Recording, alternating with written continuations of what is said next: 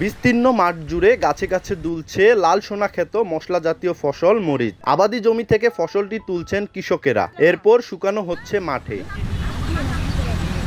পঞ্চগড়ে গত বছরের তুলনায় বাণিজ্যিকভাবে বেড়েছে মরিচ চাষ। মরিচ আবাদের জন্য এখানকার মাটি উপযোগী হওয়ায় ৭ জাতের মরিচ চাষ হয় এই জনপদে। সব থেকে বেশি চাষ হচ্ছে হটমাস্টার, বালুঝড়ি ও বিন্দু জাতের মরিচ। তবে আবাদ বাড়লেও গ্রীষ্মের খরতাপ ও অনাবৃষ্টির কারণে ফলন কম। গত বছরে মন প্রতি ১৪,০০০ টাকায় মরিচ বিক্রি হলেও চলতি মৌসুমে তা ৪,০০০ টাকা কমে ৮,০০০-এ বিক্রি হচ্ছে।